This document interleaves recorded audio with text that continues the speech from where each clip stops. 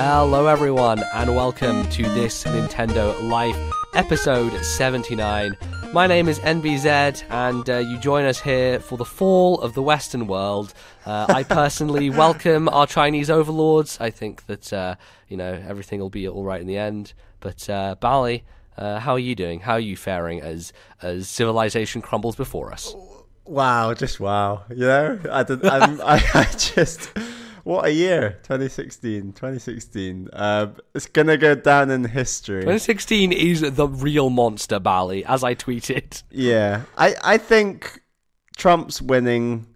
You can't think about the negatives. The negatives, I think, are toxic. I think we all know what the negatives are. I think you have to look at this in terms of positives. I want this to be the biggest rocket up your ass to our generation and progressives across the world to think, actually, there is an alternative. If we engage more in politics, think about different options, stay away from racism, stay away from homophobia, I think that there's a lot of opportunity that can come from Trump, and I'm confident that 2020 can be a big change, and actually voter engagement will increase as a result because people will start hating the things that Trump is going to do and want to do. And it's important to note that he's got control of both houses of Congress, and that there is now going to be a brand new Supreme Court justice and possibly another 2 or 3 more in his time as president. And I think that as bad as all those things are, this is now like a real opportunity where people can rally together and rally strong and do something different to what Hillary did. I think Hillary had a lot of flaws. I think a lot of the Democrats know that now. Bernie Sanders also had flaws. We'll never know how he would have done against Trump, but I think we need to take the anger that people have and direct it in the right way. And obviously Trump is not the right way, but we need to work on how we can do it the right way for the future. Well, there is Bali's Politics Minute. If it proves popular, we can bring it back. I'll come back next election. Yeah, we'll bring Bali back next election for his Hot Politics Minute. So there you go. Good stuff. Well, Bali, let's not dwell on that too much. Let's kick things into high gear with some video game chat. What are we going to be talking about today on the show? We're going to talk about what we've been playing. We have some of your listener emails, and for our third segment, Nintendo recently just announced that they're not going to make any more Wii U's. So we thought, what a shock. What a surprise. Would you believe it? It's not like they've got another system coming out or anything. No. So we're going to talk about we're each going to give top 5 Wii U games and just have a little discussion about some of our faves. Absolutely. Good to kind of celebrate some of the best stuff on the system, because some of the best games Nintendo have ever made, I think, are on Wii U. Yeah, absolutely. So let's kick things off, though, Bali, as we always do with the video games, what we have been playing and stuff in the last couple of weeks. And I hear that you've been getting your groove on with a bit of rhythm in some Paradise. I've been playing, as it's called in the US, it's Rhythm Heaven Megamix, and this came out way back when in the US, and then we had to wait until like October, which was very unfair. But so I played a bit. Bali, the Switch is apparently region free, so we will never have these problems again. Give it hopefully to me. So I played a bit of this game at Gamescom. I'd never played a Rhythm Heaven game before, and at Gamescom it was actually really good fun. I mean, it was hard to listen to, even though I had over-the-ear headphones on the show floor, but I really enjoyed it, and I was like, right, I think I should pick this up. I also played Rhythm Thief earlier this year. I thought that was quite a good game. This game is just so crazy. I think this is the craziest game I've ever played. I think it's even crazier. Does it surpass WarioWare? Yeah, ish. Maybe not. I'd go with yes. Partly because it actually tries to do a story, which is very, very strange, and you're just introduced to like a new character each world who you have this crazy interaction with, and you play as this dude who he's like a pink teddy bear with like a massive afro head. Right, sounds legit. Yep. And it's just like, and he's trying to get back to his home world of Heaven World, and you have to go through all these other worlds so that he can get there, and it's just crazy. I actually think that it maybe went ever so slightly story heavy at times. It was like, because the story just doesn't make sense. It's not like one linear thing that makes sense and that has any logic. It's just craziness thrown at you. And do you think it's just a vehicle for them to like throw some funny weird dialogue in there? Is that and no, you've actually hit the nail on the head. I think there's some really funny dialogue in there. And as much as the story is pointless and crazy, a lot of the dialogue is cool, and ultimately the core of the game is obviously the rhythm games, but you can't just sell a game with just rhythm games. And I think that the story and the dialogue actually is a nice sort of side part to the game that kind of brings it all together and gives it a bit more theming, which is nice. And they really go along with the idea, they call it flow. So flow is what you need to be good at Rhythm Heaven.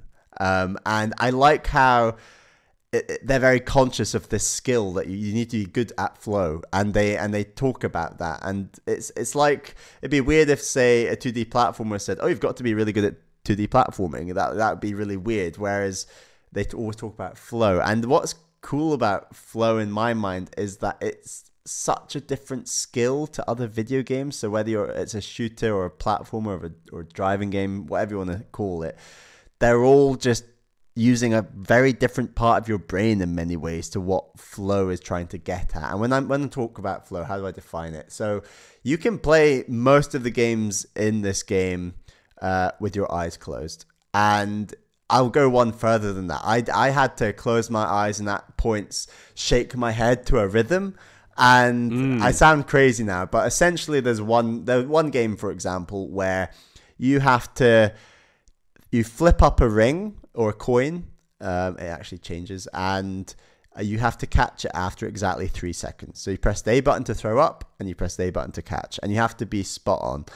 And the game essentially starts with ticking music with like a metronome, and you can hear it.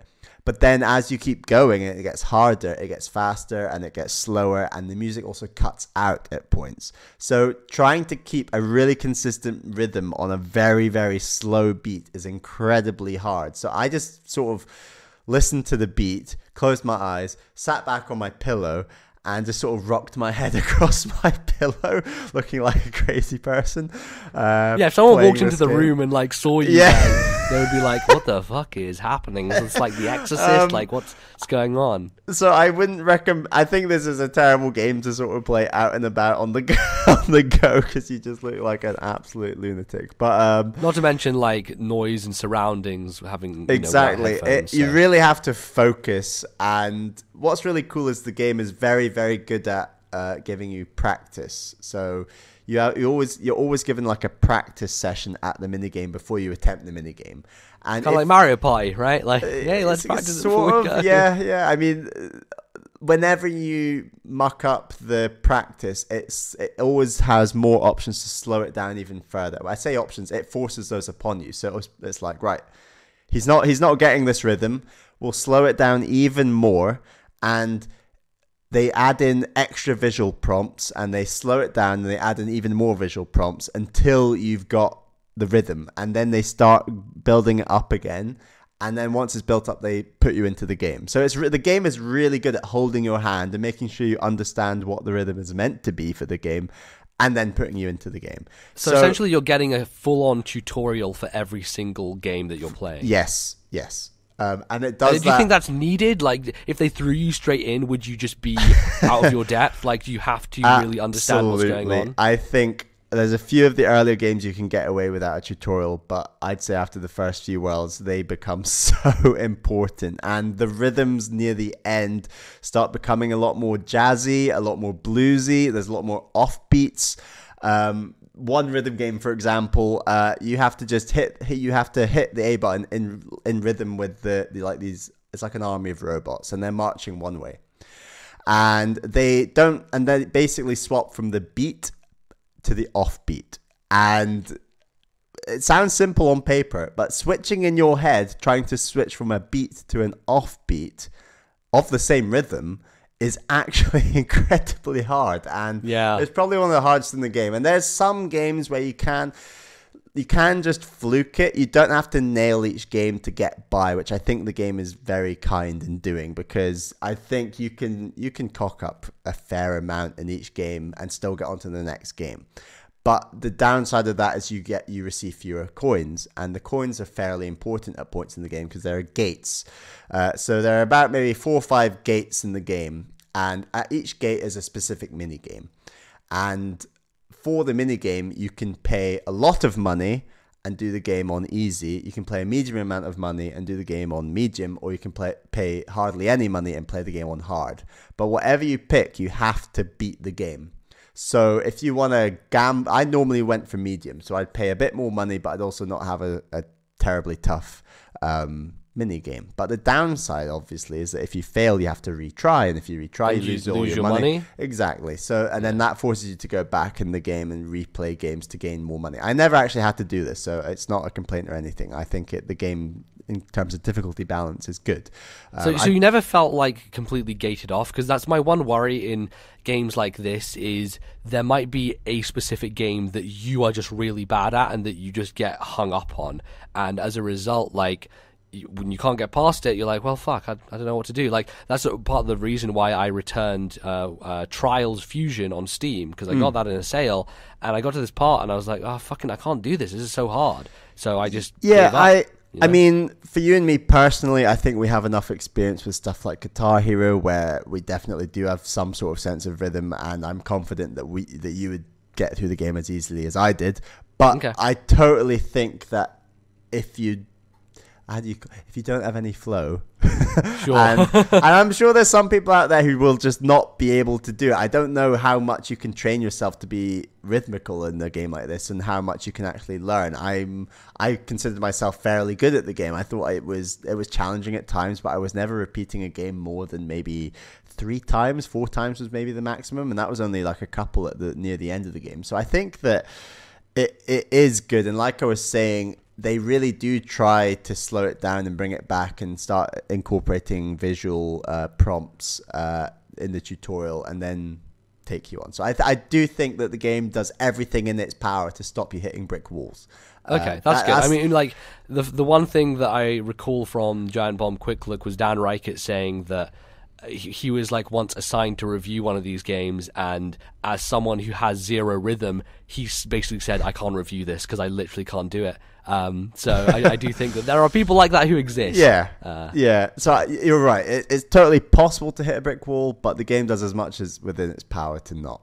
But other things I really loved about the game, I thought that the remixes are fantastic. So at the end of some worlds, as such, you sort of reach this world which is it's a world of remixes of all the previous worlds, and the remix is obviously in WarioWare. They just slam all the games together from different worlds and boom, there you go. This game does a bit more. It kind of changes the music and it runs all the games together with one song. Oh, okay. And on top of that, like, there was like some character who's like a bumblebee, for example, and then everything artistically in the minigame was Bumblebee themed. So like there is like an extra effort put in there, which does make the game come together a bit more, which is quite nice. And those remix stage are probably some of my favorite parts of the game. And they do that right up until sort of the final boss, where you've got like a final 3 remixes and so on. So the game is just really like, it always feels really fresh. And I'd say it took me 8 to 9 hours to beat. There were a couple of times where you see the credits along the way, and then they're like, actually, there's more. And it's like, that's cool, fine, great. And I played all of the main story. There were more minigames I could unlock, but they would require a lot more coin getting and doing really well in specific minigames in order to unlock sort of stars, I think, or something that you can then spend. I never got into that. That was sort of beyond what I was. Bali, I know, like, sometimes you get very perfectionist about certain things. For example, Pilot Wings Resort. I know that this is a game that, like, people who enjoy it and want to keep playing, like, they get really good, and it's the sort of game that offers you the opportunity to, like, go for perfect scores and anything. Do you feel like it's something you'd want to go back to maybe in the future? Because I know, like, people like Greg Leahy on RFN are very into just, like, hitting the top scores maximum and really going for it in this game. Yeah, I think that it does have that quality to it. I mean, obviously, I played it in the sense of for the podcast to talk about now, and I haven't gone back because I was trying to move on to other games. But it's totally, you're right. Yeah, it's totally a game I would be up for going back to. And it's funny you talk about like perfection. Like this game has so many different things that really suit a perfectionist. So there's one sort of random challenge that appears. It sort of refreshes every few hours, I want to say, or maybe it's daily, and you get one shot at it each day or each few hours,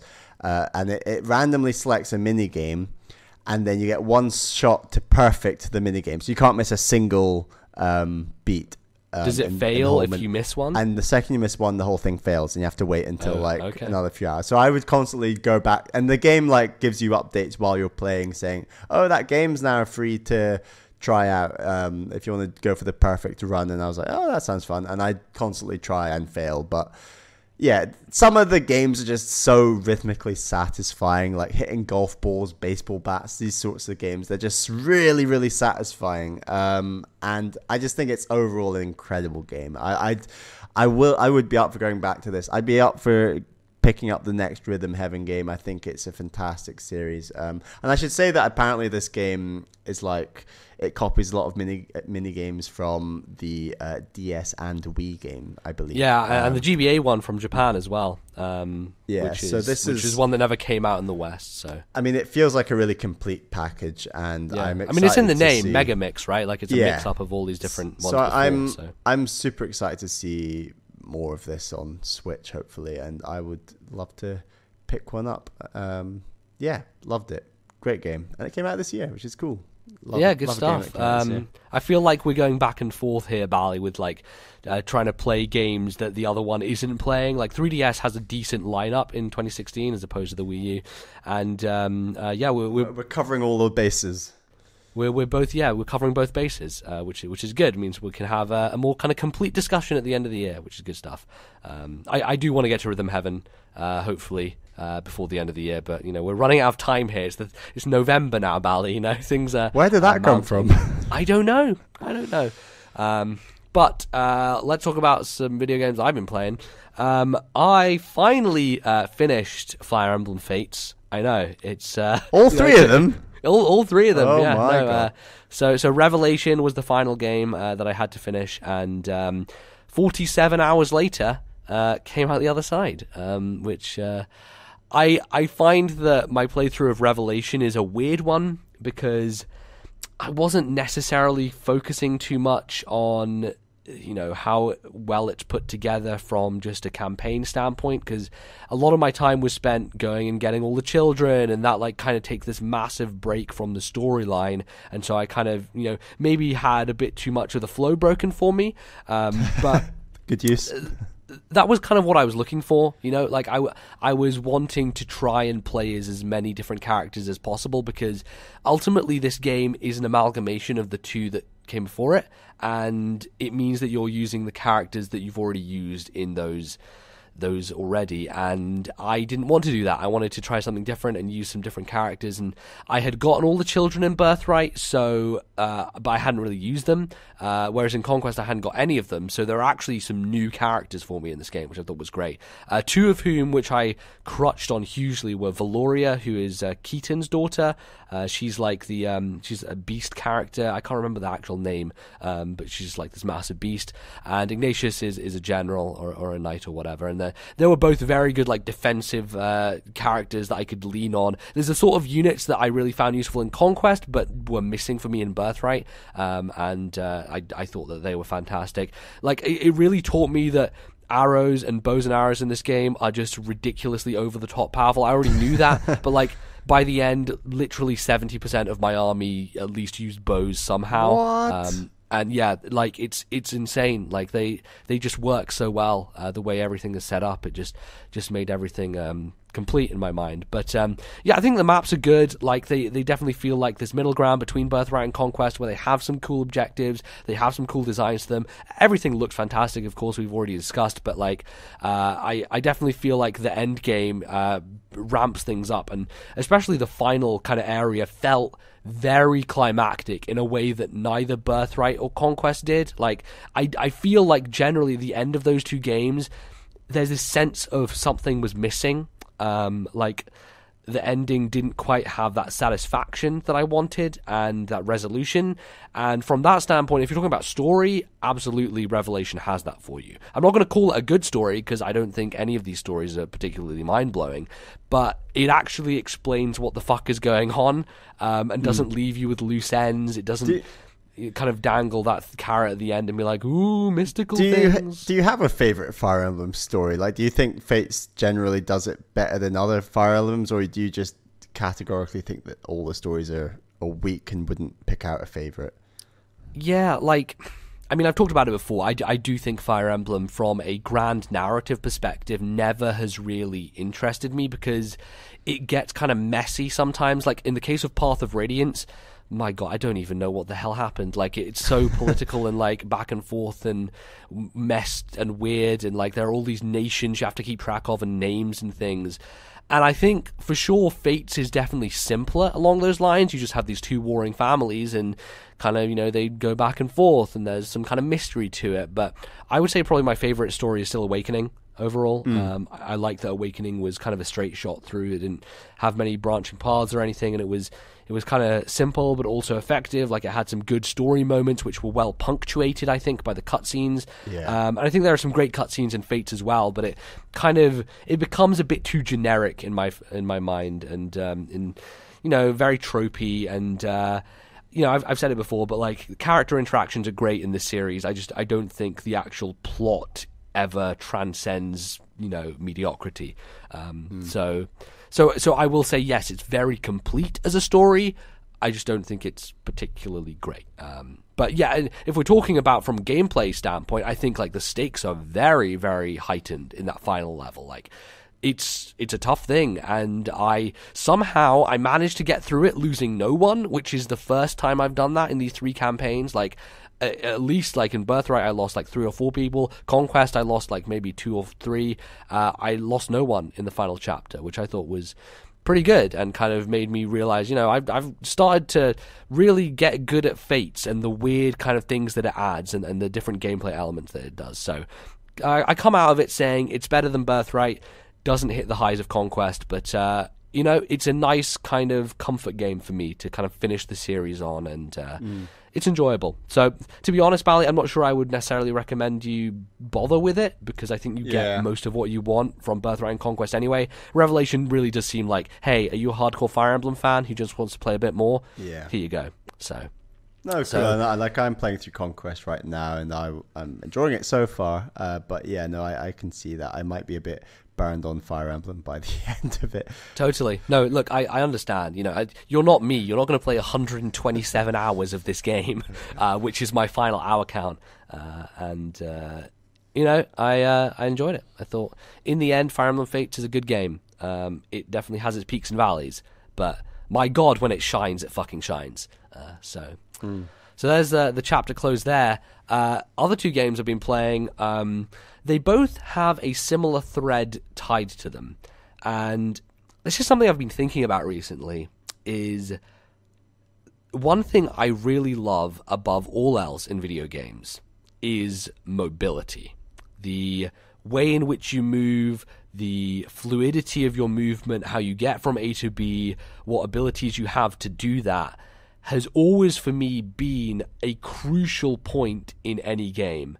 And it explains to me in my mind why I love the Metroid series, why I loved Ori and the Blind Forest so much, why a couple of years ago I loved the first Titanfall. It's because the options that you have available to you to move through the environment are just so damn fun and enjoyable to use. And that's why a lot of the time, when we talk on this podcast about how I'm finicky about stuff, such as Mario Kart 8 controls, I'm just much more tuned into that. It's much more sensitive to me. And so these 2 games, which are the follow-up to Titanfall 2, and Infamous Second Son, both feel amazing to me because of their movement. So we'll start with Infamous, which is a game I've been wanting to play for a long time. Obviously, you guys know that I finally got a PS4, and I picked it up thinking, I'm just going to blast through this because it's an Infamous game, and I just love those. And I think in terms of a gameplay perspective, this is the best Infamous. It feels fantastic. The powers you have are varied and they're very similar, but they really give you this kind of different feel to them. So you have the smoke power, which allows you to bust your way through vents and then pop up at the top of buildings. And the way that they make that feel in the game is like you go through this vent and the camera just like quickly pans up the building as you just pop out of a thing at the top. It just feels fantastic. It's a great combination of visuals and design, and it's super fun and fluid to figure out and pick out. And then just being able to move through the air, like you have an air dash with the smoke power. Neon is one where you're basically just running over everything, so you can just run straight up a building, not taking anything into account. The video power allows you to have like these angel wings, which allow you to basically float up buildings, then over the city and just kind of see everything below you. So all three of these are just really great conduits, pun not intended, because the superheroes in this game are called conduits, for you to kind of interact with the environment and move through it. And I think maybe that comes at the expense of something that I enjoyed before in Infamous games, which was scalability, in the sense that when you're just kind of going up a building and you're clambering from thing to thing, I think Infamous 1 and 2 are so good at that. They just allow you no friction. You can just get up on top of stuff and not have to worry about getting stuck. Second Son, definitely you get much more stuck on the side of buildings. I think the reason they do that is because it's so much easier to just use your powers and get around anywhere anyway. So that feels like it was a little bit taken back because they wanted you to play with the stuff that you have at your disposal as opposed to just kind of clambering around as if this were, an older Infamous game. But yeah, it's strange because I felt the most at home and the most having fun with this game when I wasn't really paying attention to what was going on, in the sense that I was sitting there listening to a podcast while I just ran around and did side activities and side quests in the city and kind of clearing out markers on the map. And I ended up 100%ing the game, which I did with the original Infamous. Did every single side objective on the map, and I did that before I even had the third power. So I basically did the bulk of everything before the story was even like halfway done. What? Which is weird, but it was one of those world? things. It's not particularly large. Like it's based on Seattle, so it's based on a real world location. I don't think Seattle's a very interesting. I've never been to Seattle, Apologies so I to can't people say from this. Seattle. I can't say this. The depiction of Seattle in this game, I don't think is a very interesting city. It feels very generic. Like maybe they did that on purpose in order to focus more on the powers and the story. I don't know. Yeah, I mean they have to have, like, the way that you keep your powers going is you have to draw stuff from the environment. So you have this bar that basically ticks down, and when you run out, you can't use your powers anymore. So you basically you have to go to a burning car to drag some smoke out of it, right? Or you have to stand by a neon sign and drag the power down from it. Like the animation for that stuff is fantastic. Like you go up to this neon sign and all the light kind of floods out of it and like sucks into your body. It's super cool. It just looks amazing. And generally I think that they do a great job of world creation with that stuff, because like superhero stuff can get very generic. It's like, oh, I can use laser eyes and stuff, but it's never really contextualized. And one thing I like about Infamous is that it contextualizes your powers. It's like these powers are based on the environment around you, and you need to use the environment to keep yourself juiced up. Like I think that that's just a great, really cool idea. But when it comes from like the perspective of a superhero game, I think it's somewhat lacking. Like the story feels kind of generic and a bit too try hard, like it feels like they're trying to tell this story of like government trying to lock up these people, and there's this mysterious conspiracy, and it doesn't feel very pulpy. It feels very real world. It doesn't feel very comic book, and despite me not necessarily loving the stories of Infamous 1 and 2, I think I respected them more because they were definitely going for that style that is more in line with what a comic book would do. And this one just kind of loses that magic. So I didn't find like the narrative that interesting, which is why I think like me sitting there with a podcast on and just playing through the game normally, like just not really paying much attention, was far more enjoyable than sitting there and watching cutscenes, doing this and talking to the villain. Like, so you kind of ignored the story. I didn't ignore the story. Like, when I was playing the story missions, I wasn't listening to stuff. I was just actually focusing. Okay, but right, no, fair enough. I felt like I was enjoying myself when I was just running around the city doing superhero shit, you know? Like, not paying attention to any cutscenes, nothing, just like, playing the bog standard open world, like, they're just tasks to do. Go tick off boxes, tick off boxes, do tasks. And that's where I really drew enjoyment from it. So yeah, I would say from a gameplay perspective, this is the best Infamous. Feels fantastic, looks great. Actually, a weird thing about the frame rate going on, there are 2 options for frame rate in this game. What? I'm like, what the fuck? That's very weird in a console game. 60? No, not 1360. It's 30 and unlimited, which is basically when you take a cap off the frame rate, and it allows it to kind of bounce up and down. And I don't think it ever hit 60, but there are certainly points where I'm like, yeah, this is like 40s, 50s at least. Like, when stuff isn't exploding and things aren't going crazy and there's not a bunch of enemies on the screen and you're just kind of running across rooftops, it looks really nice. Like, it actually has a smoothness to it that it wouldn't have had otherwise. So I really appreciate that Sucker Punch put that in there, because it's something I think more games should do.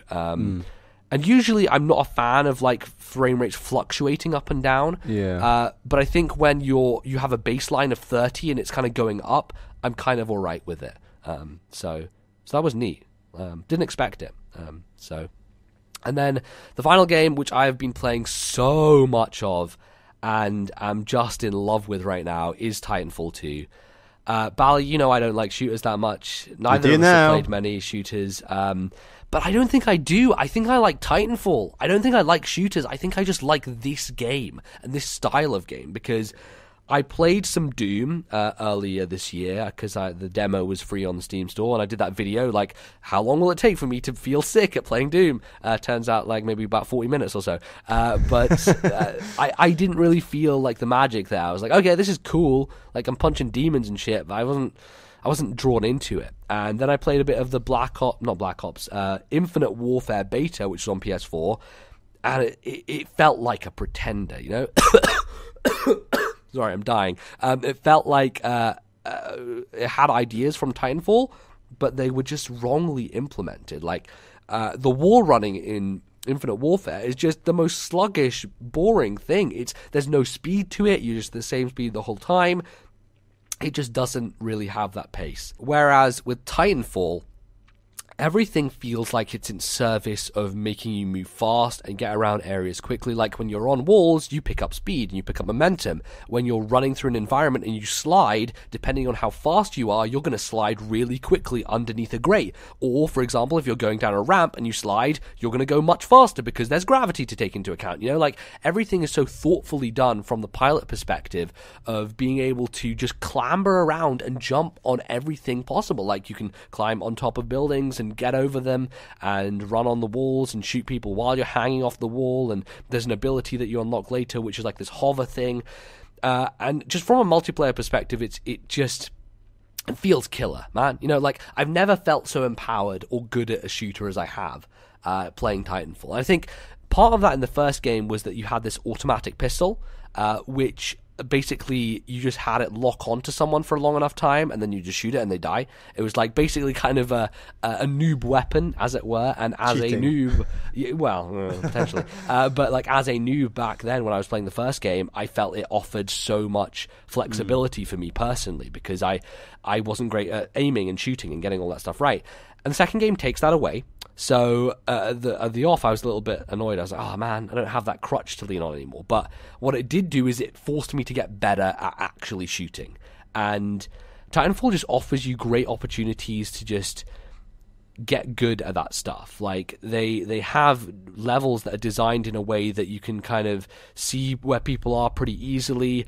You have the Titans, which kind of act as distractions, so you can move past people if you need to. Like, there are abilities that help that as well. And overall, like, it allowed me to get into this frame of mind where I was like, okay, I'm focusing on how to play a first-person shooter, but in a way that Titanfall has taught me to. Like, it's not like there's no camping in this game. You don't see people just hiding in holes and waiting for people and shooting, because that's not going to do you anything. Like, everyone is moving about constantly all the time, and you have to be on them, and you have to be looking and paying attention. And it encourages quickness, it encourages speed, it encourages just going for it, and I just can't express to you how much fun I've been having.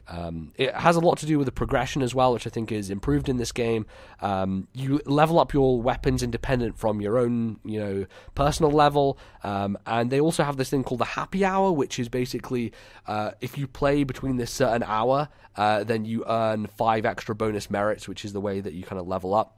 Which is a smart way of being like, hey, come back and play this every day, because you're going to get this thing which will help you get further and unlock more stuff and skins and weapons and everything. So I think that's smartly designed, and hopefully, because not many people bought this game, which is such a shame. It came out at the wrong time. Yeah, it's quite a clever idea to like concentrate when people come online. Like Giant Bomb was talking about it, and like it does sound quite good. Yeah, it totally allows people to not fall off too early, and I think that was the problem with the first game, was people just kind of died, the community kind of left it, and that was a shame, because that game was amazing. I think this game is even better. Like, they've changed stuff with the Titans as well. The Titans are no longer kind of loadouts, they're like specific Titans that have their own things to them, and they are named, and so you can easily identify what ones you're going up against, so that works out well. And like I like playing both Titan and Pilot. I think some people prefer one over the other, but I think it's great to jump between the two. And I just fucking love it. I feel like I'm getting good at a genre that I am typically bad at, and that is a great feeling, Bally. Like, that improvement, that enjoyment is just, it's critical to allowing you to kind of jump in and feel good about yourself. So. Nice. So I've been loving it. I haven't really talked about the campaign. I think the campaign's good. As someone who doesn't play a lot of shooters, I know people have been going hyperbolic about it, how it's the best thing ever. I think it's really fun, and there are some great mechanics in there. Stuff which reminded me of games like Guacamelee I was telling you about, and I was like, I didn't expect this, because like there's a lot of platforming in that campaign, like more so than you would expect from a traditional shooter, and that fits in with what Titanfall is, because that's part of the gameplay. When you're online, you're doing wall running constantly, and you're sliding and you're jumping and double jumping and all that stuff. So it works as a great point to get you ready for the multiplayer, and it also throws in just some great ideas.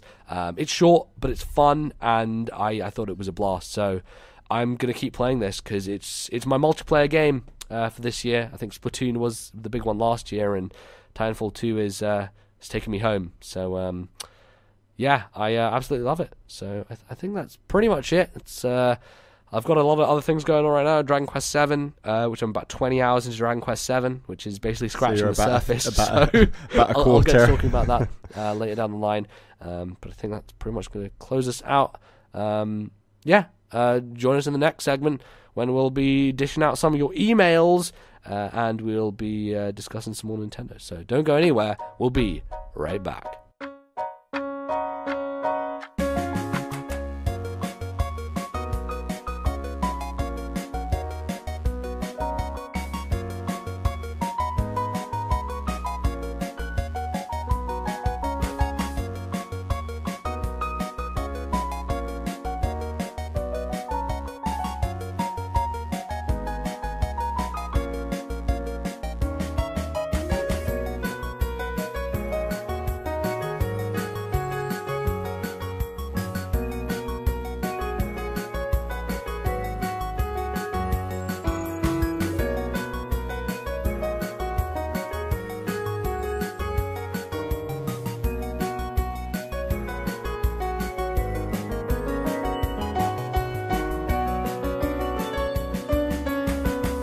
And we are back with the second segment of the show. It is that time. It is emails. We've got quite a few emails, but we picked out 3 for today. But as usual, don't tell them we have emails. We want more emails. I was just about to plug that. We can't let the cat out of the bag. We need more. We always need more. So before I get into the first email, the email address is ThisNintendoLife@gmail.com. That is ThisNintendoLife@gmail.com. Please do send them in. There's a few newsy things happening at the moment, so give us your comments, opinions, and questions. We like them, so yeah. The trick is, Bally, to always lie. Always say we have no email, so people email it. So many lies. Right. Yeah. Our first email is from Alex, who's from Texas. Dear MBZ and Bally, hello gents, today I have a bit of an update from a previous email. At the beginning of the year I emailed in about wanting to get into the Metroid franchise and asking about the best place to start. Shortly thereafter you started your Zero Mission Backlog Club, which I happily played along and loved. A little while after that I started playing Super Metroid and have now 100%ed and also enjoyed, though not quite to the same degree. While the basic formula is still the same and works wonderfully, some of the features in the newer game, like the improved button mapping, power-up checklist, and better map system, which was my biggest frustration with Super Metroid, meant that, in my opinion, Zero Mission is a better game. Still, Super Metroid is a classic, and I absolutely understand why now. I've decided that with two 2D Metroid games under my belt, the next game in the series I want to get into is Metroid Prime. I'm hoping to beat that this year, though I just started playing Twilight Princess HD, so we'll see if that happens. I'm pretty sure I'll beat it before MBZ finishes his Let's Play, though. I don't know, miracles can happen. Miracles can happen. As for an actual question, are there any game franchises in which you prefer newer games over older, more revered games, graphically, mechanically, story-wise, etc.? Thanks, Alex from Texas. P.S. Totally unrelated, but I thought I'd take a chance to brag and say that I also recently beat the original Mega Man on 3DS Virtual Console. I'm quite proud of myself. You should be proud of yourself, Alex. The original Mega Man is a bastard of a game, so I'll give you my congratulations. I guess, Bally, let's talk about the video game question that he has asked us. Games in franchises that are newer versus older. Now, I think a lot of the theme of this show over its lifespan has been, hey, let's go back in time and let's revisit the older titles. I think we've been surprised and overjoyed at many occasions when we've found these old games where we're like, holy shit, this is fucking amazing. There are also certain occasions where we're like, I don't know if I want to go back to play that. But we've tried. But generally, from like a general standpoint, how do you feel about newer games versus older ones? Are you more acclimatized to say, wanting to play something newer versus something older? How do you feel about it generally? Yeah, I would say that it's almost like a cutoff in my mind as a certain date, roughly, I would say, where games after that date just generally in my mind feel more together, more with it. And I'm making massive generalizations here, so I'm definitely guilty of saying that here, but I would say around the year 2000, so games sort of after 2000, GameCube era, Wii and beyond, I find those games in those game franchises with games from that time period, I should say, often more playable, more enjoyable, better put together, better save systems, obviously, things like that. So Metroid's a good example. I think my favorite Metroid game in the series is probably Metroid Prime, and that was 2001, 2002. I agree that Super Metroid holds up very well, but I also agree that systems to do with the mapping of its weapons and the maps are definitely areas that were vastly improved with a game like Zero Mission, so I would agree with him there. But then you take a franchise like Zelda, and I think games like Link Between Worlds and Wind Waker, which again are after that time period, are some of the most solid in the series. And obviously I'm not a big fan of perhaps something like Skyward Sword, which is definitely a game late in time in 2011, right? So yep, there are exceptions, but I think generally games after 2000, more modern games, I just enjoy more and generally have aged better. Not to say there's classic games I absolutely love. We've just played Earthbound. I think that's one of the best games I've ever played, and that was 95, 96. So don't get me wrong, but I would say generally later better for me. Do you think that is inextricably tied to the era in which you grew up playing games? Probably. And I think that yes and no, because I don't feel like game design has gotten, from Nintendo's perspective, has gotten particularly more slick from about the year 2000 when it comes to mechanics and save systems. I think they've come up with new mechanics and new save systems, but I don't think as a gaming experience newer games are like revolutionizing is that the right word? Revolutionizing, like how much better gameplay is. I don't think that there's been a massive jump graphically, yes, for sure, and presentation wise, and generally. Presentation, yes, but in terms of like how I feel and game feel and how you play mechanically, I don't think there's been a massive change amongst Nintendo franchises since around 2000.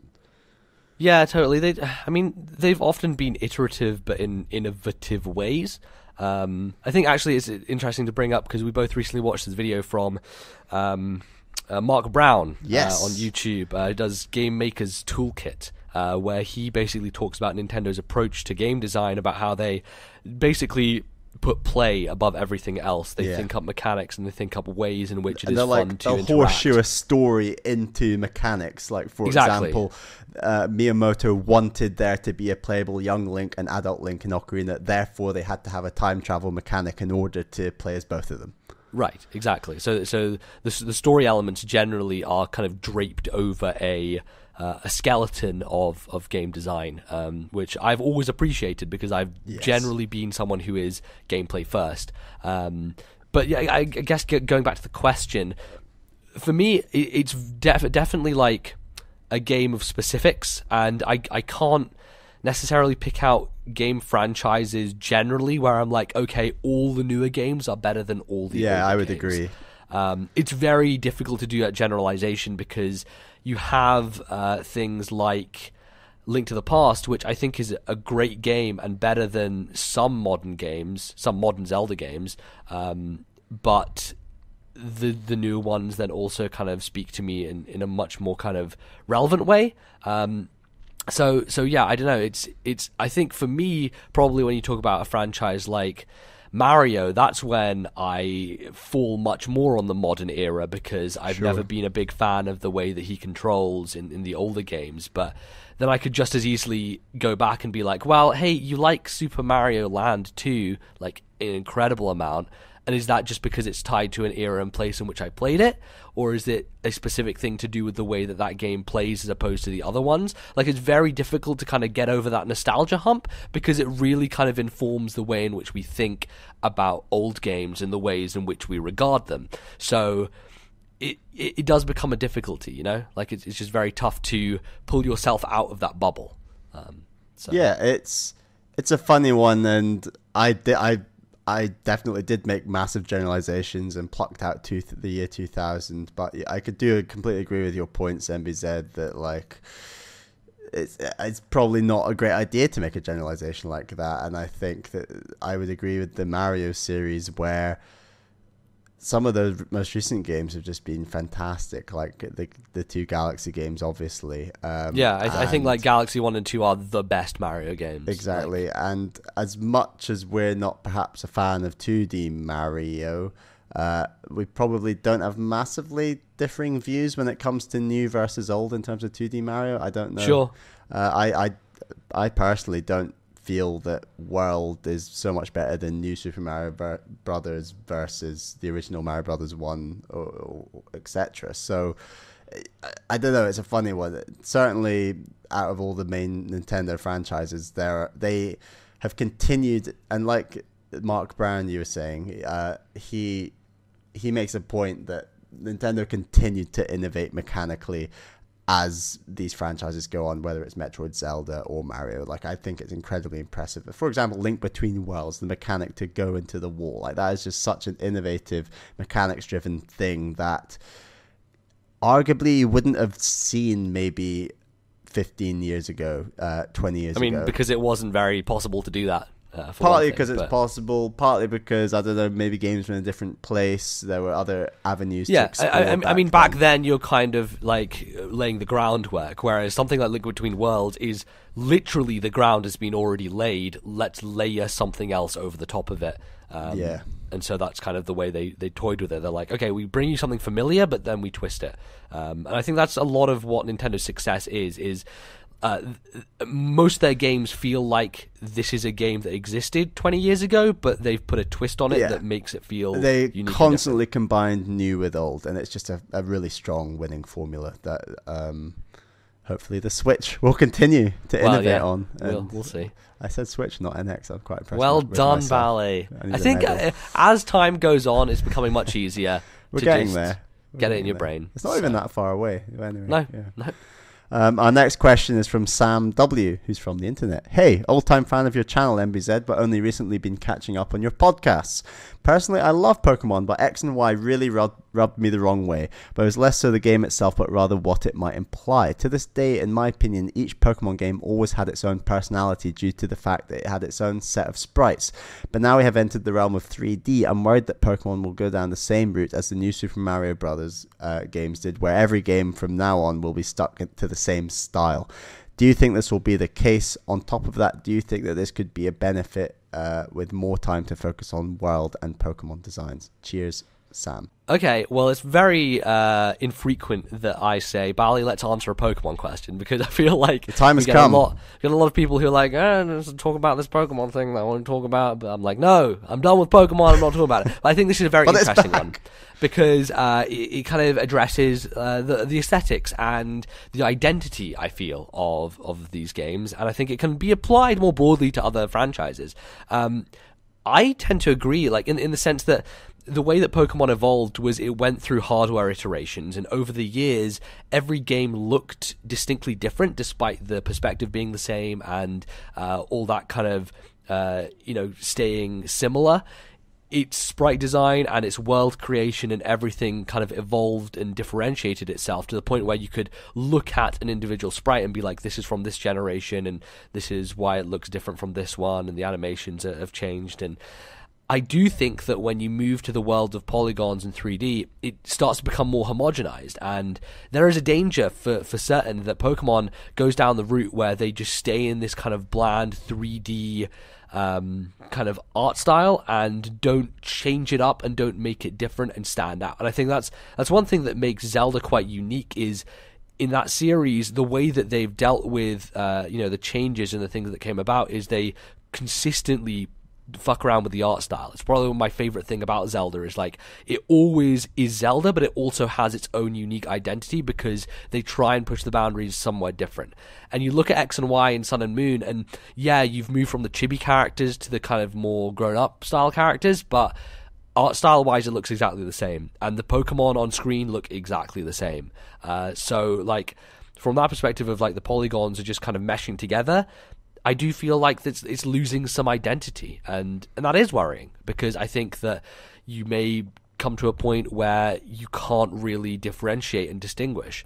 How do you feel about it, Bali? Yeah, I would definitely agree with those points. I think that a big part of this is all about when does developers choose to use the same engines for newer games, etc. So, like you said, with Zelda, they so rarely use the same engine. Obviously, Spirit Tracks and Phantom Hourglass is maybe the only exception I can think of. Majora and Ocarina. And Ocarina, that's a very good example as well. But other than that, every single Zelda feels so distinctly different, and it's very impressive that they keep reinventing it, because that's a lot more manpower for ultimately potentially less reward in terms of finance. So I think that with Pokemon, which is such a gradual iterative series, it is weird that X and Y had the first generation of Pokemon, generation 6 or 7? 6, and 7's about to come out with Sun Moon, right? Yeah. So it was weird that with generation 6 it was the first generation where there were no sprites, right? Like this was the first time. It's all polygons now. Exactly. It's so it's weird to visualize Pokemon in only 3D and never have sprites of them. Like I still can so clearly remember the original 150 and what their sprites look like on Red and Blue. I mean, I did play that game earlier this year. Yeah, exactly. But before I even played that this year, they were so clear in my mind and very like in the back of my mind the whole time. And I mean, they're janky as well. Like they look kind of rough, but they look very funny. That roughness has a real personality to it, you know? Yes. Like, and I think that's something that gets lost, is like the unique kind of artistic design of those Pokemon and the way they are represented in those older games is it just becomes homogenized with this era of 3D graphics, where you just kind of have, hey, this is the model and this is what it looks like, and it's clean and is just the same every time. And like, as much as Black and White and then Black and White 2 were the same engine, and was that a similar engine or the same engine to Diamond and Pearl?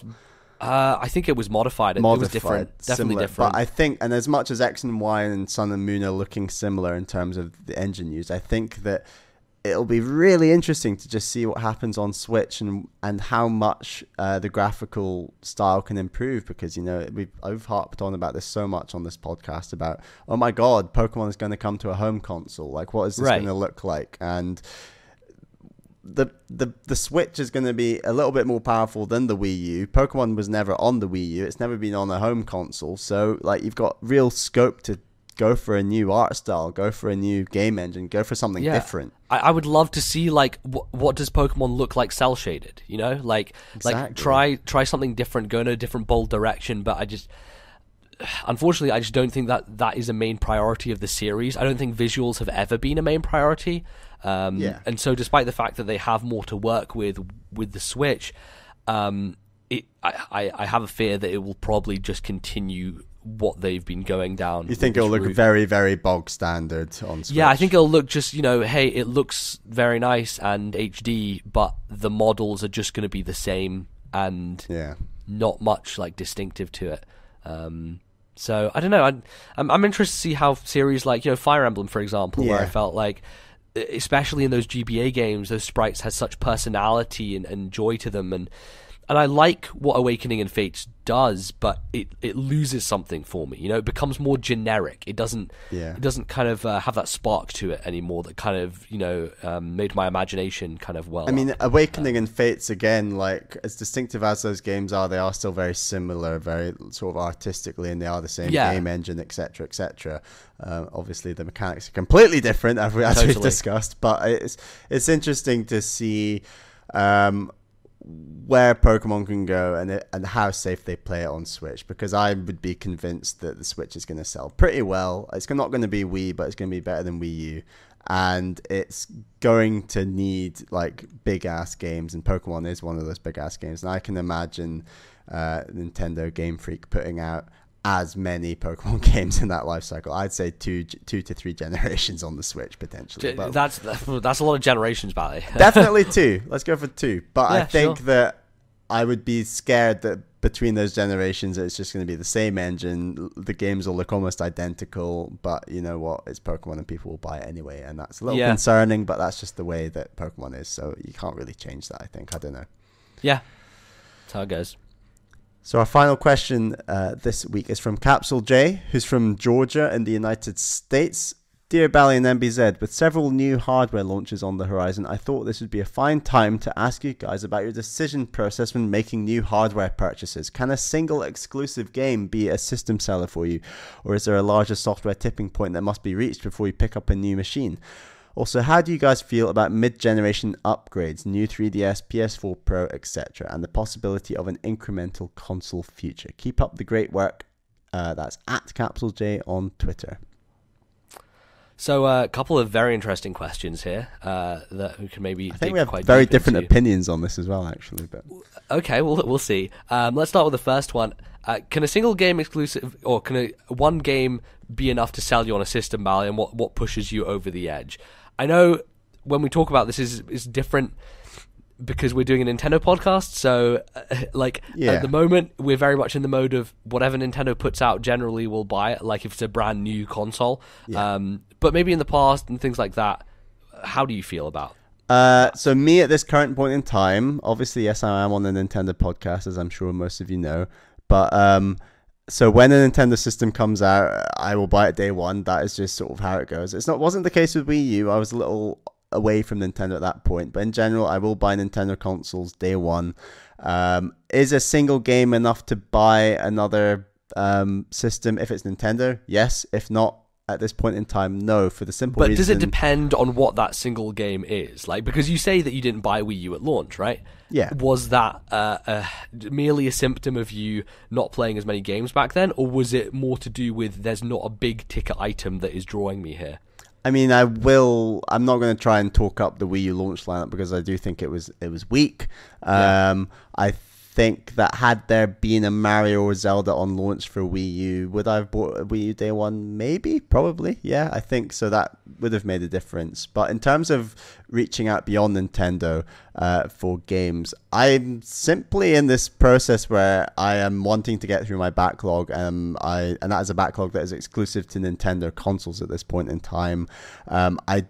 I'm confident it's beatable, and there are still a lot of classic Nintendo games that I do want to play, and I'm in this process where I think ultimately it does benefit the podcast. This isn't just me doing this for my own self craziness. This is like, I think it would be good for the podcast. I mean, I think it is your self craziness. It's a bit of both, I'll admit, but once that backlog is cleared, and I am confident it's possible, it goes up and down, but I will then be in a position where I might consider buying another system, and will that be, an Xbox One, a PS4, or the next generation of Scorpio, or will it be a VR headset? I don't know, but when I'm in that position, could a single game push me over the edge to buy that system? Absolutely, because there are some really there's some really cool stuff out there that people have gotten hyped about, that I am very jealous of people who own those games and consoles, but in terms of time and my money, I'm locked in with this current situation, but it's a good situation, and there's a lot with the Switch coming out. It's great for my situation. Like I don't have to like envy other consoles at the moment, because hey, we've got the Switch coming for Nintendo fans, and that's huge, and Breath of the Wild, that's going to be incredible. So this isn't doesn't bother me too much, MBZ. So, yeah, from my perspective, I think it's very possible for a single game to push me over the edge. It's very dependent on what that single game is, right? You just bought a PS4, MBZ. Yeah, I did. And I didn't buy a PS4 at launch, and I've been waiting. And I think that... You wanted a nice batch of games, didn't you? Well, not necessarily, because like even now I'm struggling to think like what is there out right now on PS4 that I want to play. There's like 3 games, and I've already played 2 of them. So like are you still glad you made the purchase though? Like were those games worth it, or? Well, the thing is, like, I think this is much more a question of price than it is of software. The software is obviously something that I'm interested in. I wanted to play the new Uncharted. That is probably a system seller, but the system seller only goes so far when it comes to pricing for me, right? Like, I'm not going to pay 350 quid for a PS4 because there's only 1 or 2 things on it that I would like to play. If those series meant more to me, then it would definitely allow me to kind of go over the threshold. And that's where we come into the Zelda situation, where the Switch is launching with Breath of the Wild. Obviously, I own a system which can already play it, but that game is so enticing to me that I'm willing to pay whatever to get it on the better version and the better hardware. So yeah, it is price sensitive, but price sensitivity has to kind of factor into my personal excitement / enjoyment for the series or franchise that that single game is a part of. So it's a combination of factors, really. What about incremental mid-generation upgrades? So this is definitely something that I'm far more standoffish about. Yeah. And there are times when Nintendo in the past have done this with their handhelds, and there are, it's much more been a handheld-driven thing from Nintendo in the past. It's seeming to become a thing in the future with these new consoles. And as a PC player, I also have dealt with that situation. So it's very much kind of a time-sensitive thing. If I am in a position where a piece of hardware is like breaking down, or I'm in a place where I think that there is a distinct benefit to getting that upgrade that makes my older one seem useless and completely non-functional, that's when I think it works. And I think the biggest example is probably the DS. When you move from the Fat to the DS Lite, that was kind of a game changer in the sense that I looked at yours and I was like, fuck me, this thing is bright. Like, it bled my eyes out with its brightness. It looked so sleek and easy to carry around. It was smaller. It was just the perfectly designed system, the DS Lite, for me. And that was enough to make me say, yeah, I can do this. Whereas I look at new 3DS and I'm like, I mean, it does things faster. Basically looks exactly the same.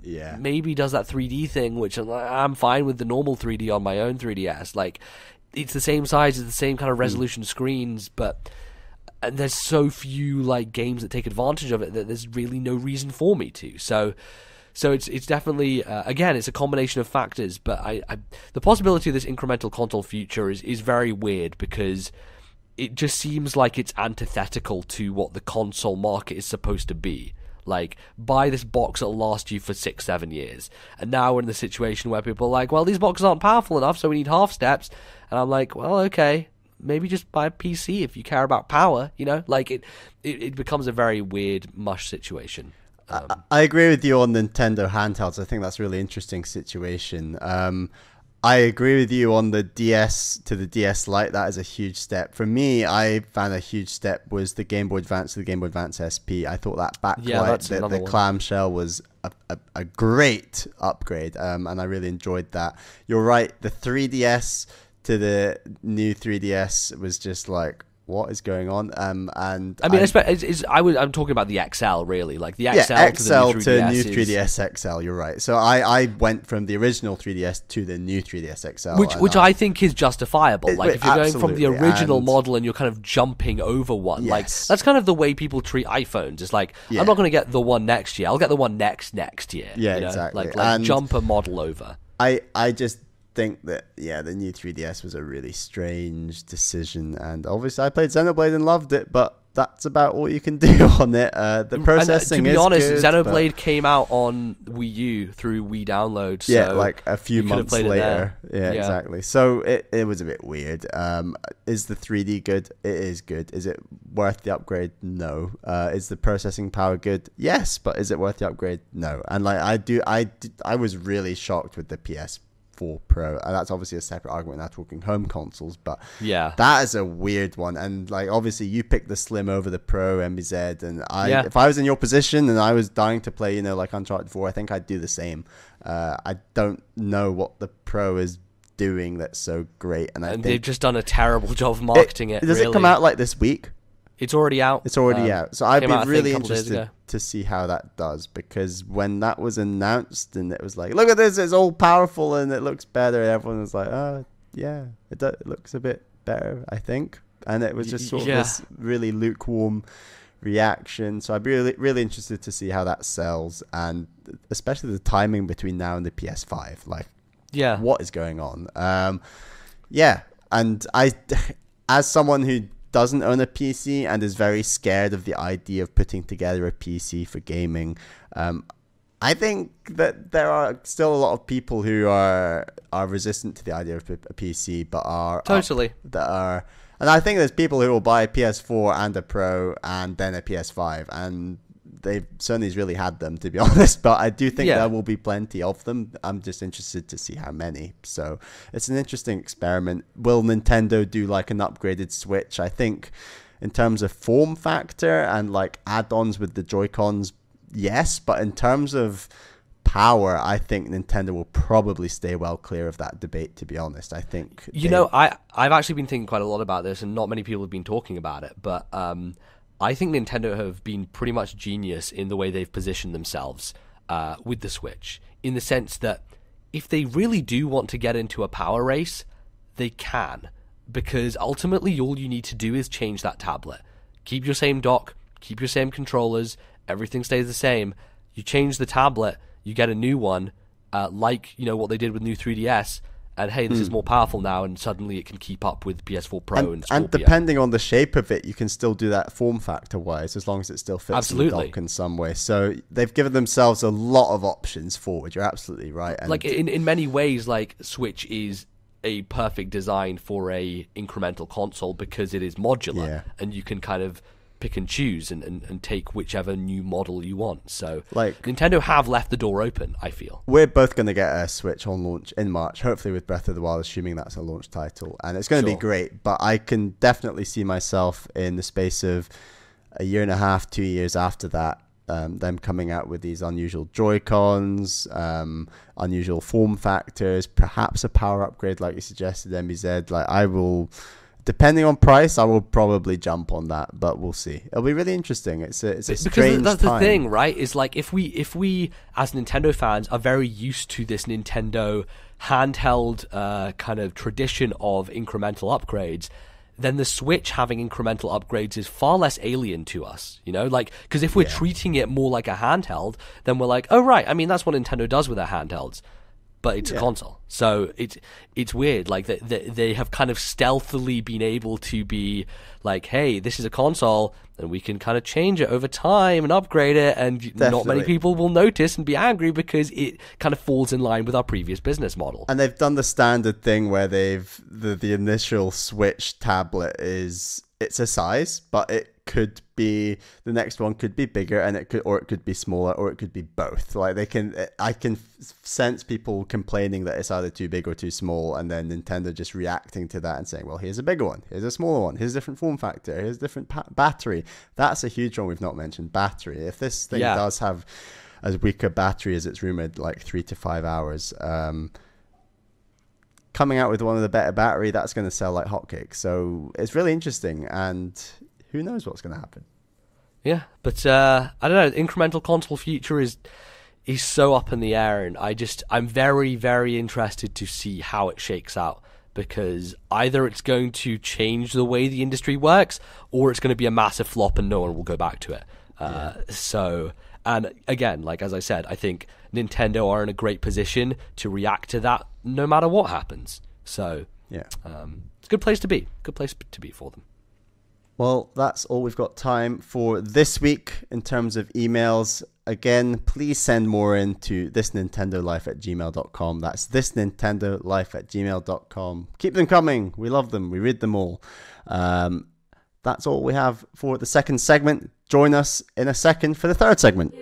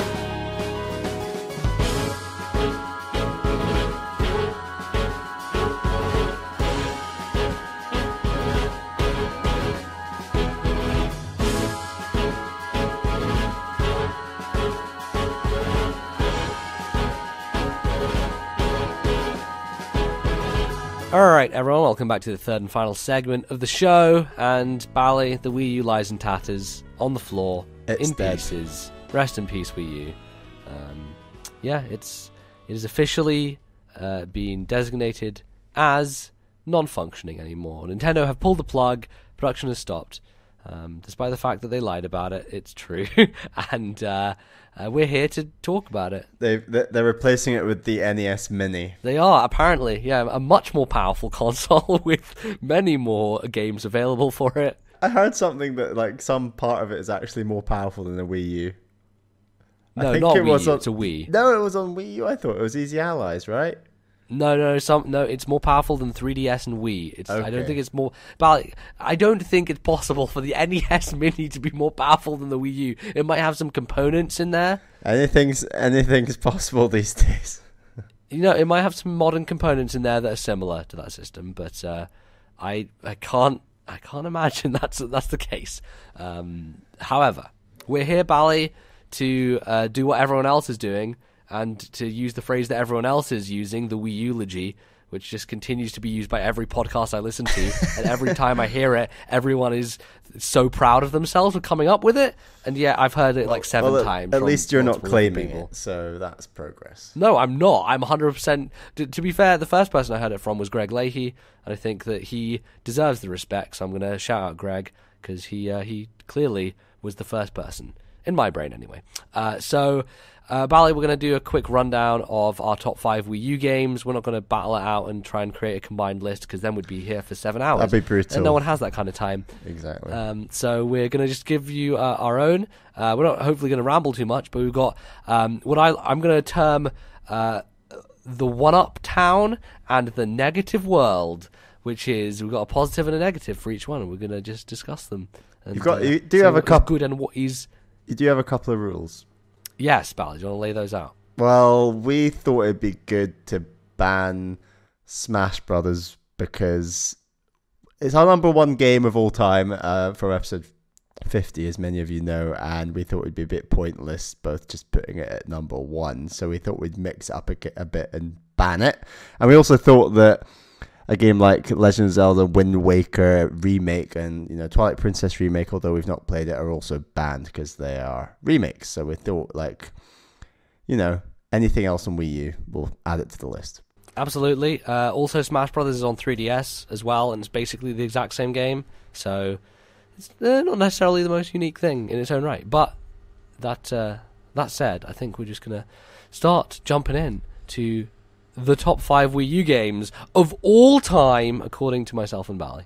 Bally, do you want to kick things off? What's your number 5?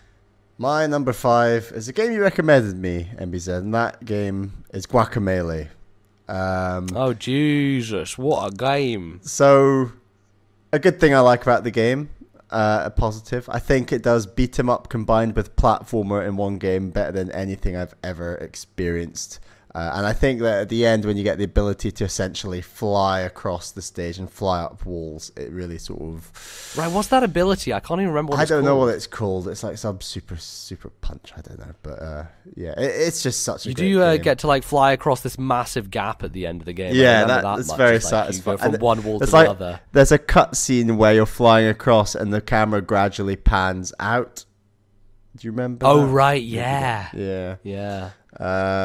And then I'd say my negative with this game is a negative brought up by a number of reviewers I heard about the game, and this is the remake of this game, not remake, but it's a new edition where they did add an extra level, but the game is still fairly short for what it is. It would be nice if it was maybe a tad longer, I'll say, but yeah, that's my number 5, Guacamelee. Yeah, I see. The thing is, you've played a lot of these indie games on your Wii U as a result of not owning other consoles.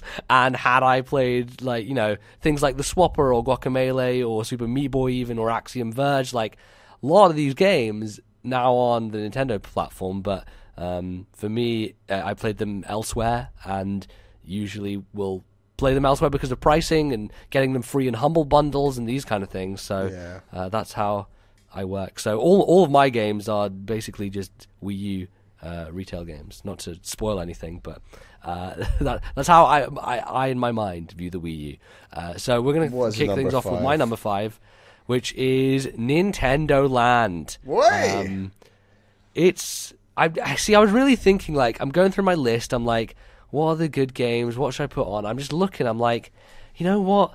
Fuck this Captain Toad boy. Fuck this fucking Yoshi Woolly World. Nintendo Land is where it's at, because that game is a blast. My positive for Nintendo Land is, my God, when I beat all 4 sides of that Donkey Kong barrel game where you have to roll him back and forth, I felt like a goddamn champion. I thought you were going to say when we had hooked it up with the 5 of us on a number of occasions and did a full 5 game of, Mario Chase, Luigi's Mansion, and the Animal Crossing one. Well, you'll see. I'll bring that up in a second, Bal. Okay, here we go. But I will say, from a single player perspective, the game is relatively weak. There's not that many good single player ones. The Donkey Kong one is by far the best, and I really loved playing that because it used the Wii U gamepad in every way possible and was really fun. It made the Wii U gamepad feel like a contraption unto itself, and it had this high score mentality about it that I usually don't get involved with. But there was something so tantalizing about it. And it also tied in with, I just got the Wii U, so I was playing it a bunch. And that was the one thing that really stuck out to me. And I had the option, back then, I wasn't very used to being there's a home button. I can just go back and forth really quickly and, browse the internet while I'm on this thing and then jump back in. It was very novel to me at the time. And so I was really into it. The negative about Nintendo Land is that you never have enough people around to play it properly, which, we luckily had some really good times with it. We had 5-player sessions that were great, but that happened twice maybe. Everyone had such a good time. I think everyone was quite skeptical. They're what is this game? How does this work? But then once you got into it, and the games are fairly easy to pick up and play, and we just had such a great time. Yeah, if I'm going to get more specific about a negative, it was when Charlie was just going ham with Luigi's Mansion, and we were all fucked. We were all fucked. Such a good ghost. Yeah, he was the best ghost. He absolutely dominated, and we were just like, for fuck's sake, none of us could beat him. We were doing like winner stays on, so if you were the ghost and you won, you could stay on, and you just kept going. And yeah, so cool, so cool. Yeah, God, Nintendo Land's it's a forgotten game because it tried to be a Wii Sports, and it wasn't quite that kind of height of mainstream penetration, but it was awesome. I really enjoyed it. And when I think back on Wii U, I think Nintendo Land is the embodiment of a lot of ideas that could have been taken to really cool places, but just were unfulfilled, unfortunately. Yeah. So, it's number 5, Nintendo Land. What's your number 4, Bally? My number 4 is Super Mario 3D World.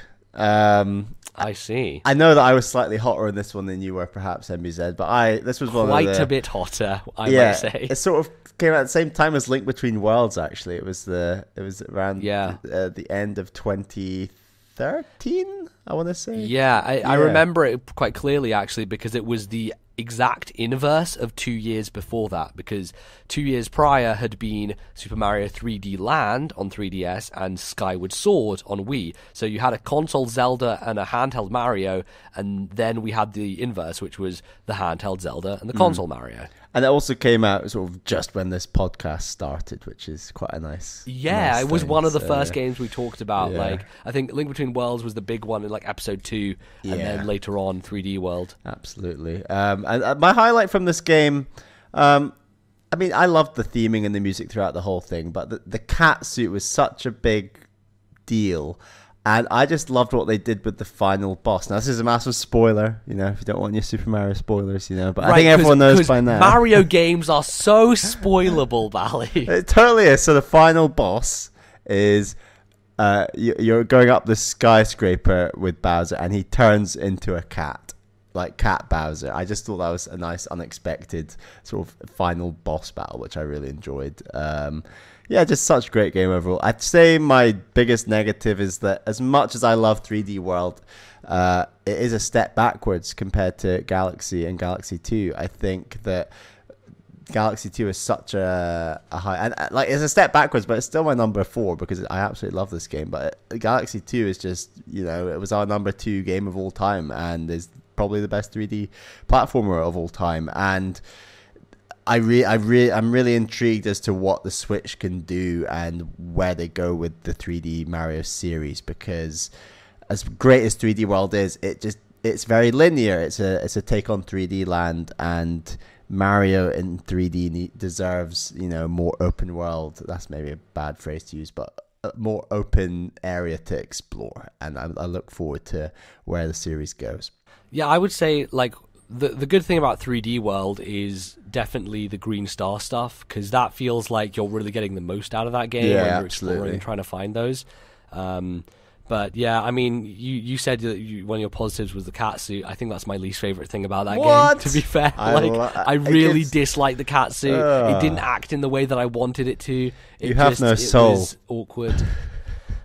Bally, I just can't. I've never been a fan of animals. Cats, dogs, all these motherfuckers, getting them out of my face. I think Dog Mario is going to be an automatic inclusion in the next one. So I think look out. I mean, look, the Switch controller looks like a fucking dog face. So clearly, it's going to happen, Bally. Or imagine if that dog I can't avoid it. Becomes an added character in Smash Brothers on Switch. I would be so happy if they actually anthropomorphize that fucking Joy-Con grip into a character. I mean, they did it. They did it with the balance board. They anthropomorphized a chunk of plastic. They did. Of course they did. Anything is possible. Nothing is beyond Nintendo. NBZ, what is your number 4? So my number 4 is Xenoblade Chronicles X. Oh boy. The very flawed open world RPG from Monolith Soft. I can't deny the absolute fucking grandeur of that world.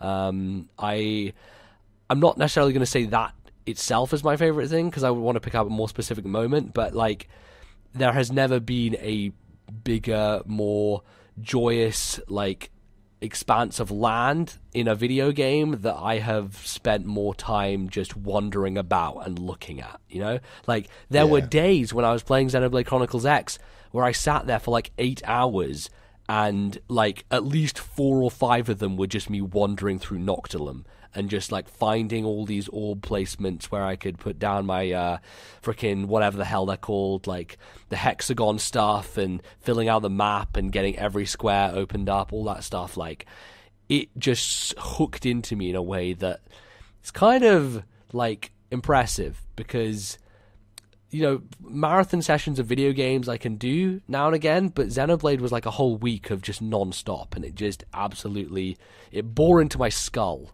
in a way that not many other games have.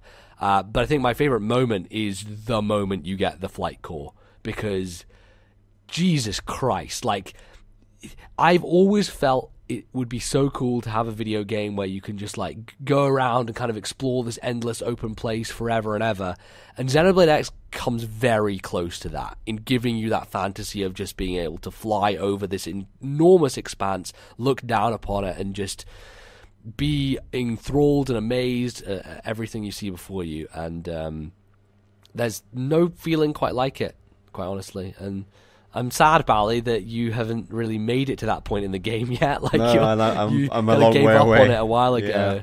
I'll come back to it at some point. I just reached a bit of a brick wall, but I do have the scale now, so that's good. At least I've just got to relearn it and get exploring again. But I did go through a good 10, 15 hours of the 30 hours I've played where I was just really loving it. But there were some tougher moments, and it got a bit much at that point in time, but I will get to it.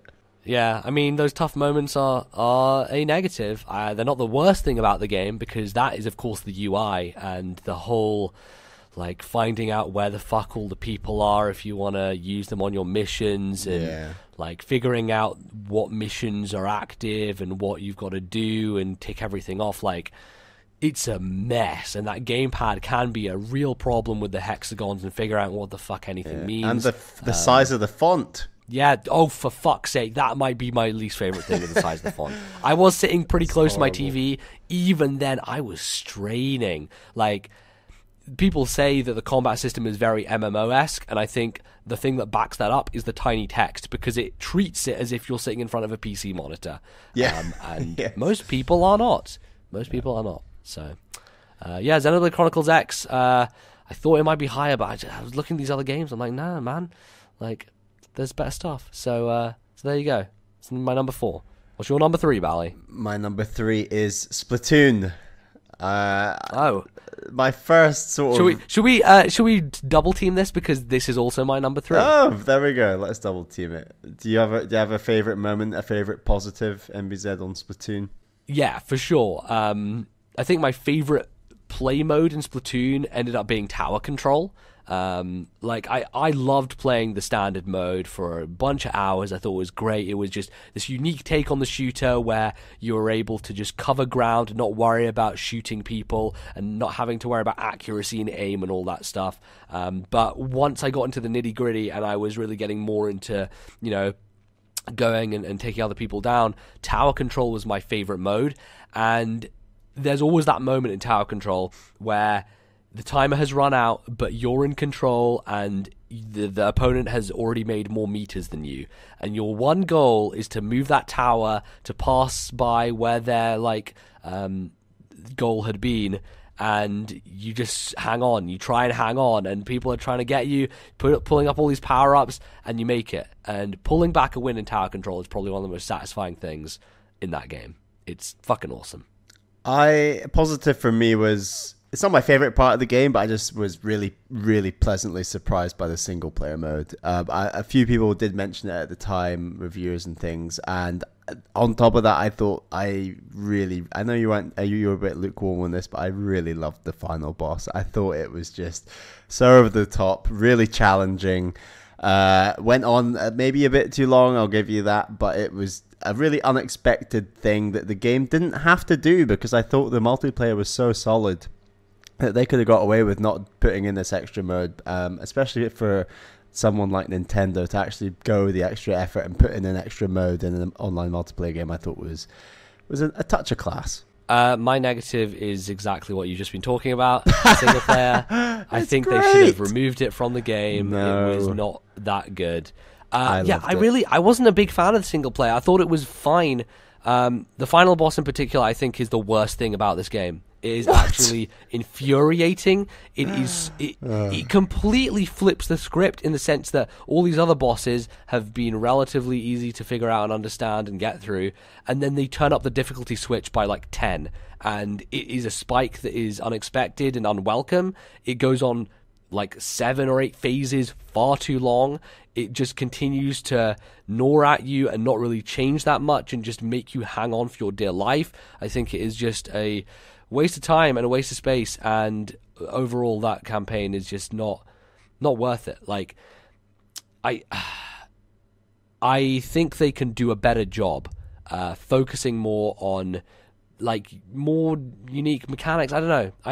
There was some stuff I liked in there, like the sponges that like expanded when you shot them and you could go across and stuff. But it didn't feel like it had much of its own identity. You know, it kind of felt like Mario Galaxy, but with guns and squids. You know, like that. There wasn't an aesthetic that kind of bound it together. There were just kind of these floating blocks in space that, you know, didn't have a sense of a world about it. And I think the rest of Splatoon has such a sense of character and world about it that they could have done a better job of implementing that stuff. But, you know, this was a big surprise hit, honestly. Like, the fact that they did such great support for it after launch, and it continued to have such a great community, and people still play it to this day. Like, I actually feel like I should jump back in, you know? Yeah, I really have another Splatoon session. I really do want to jump back in.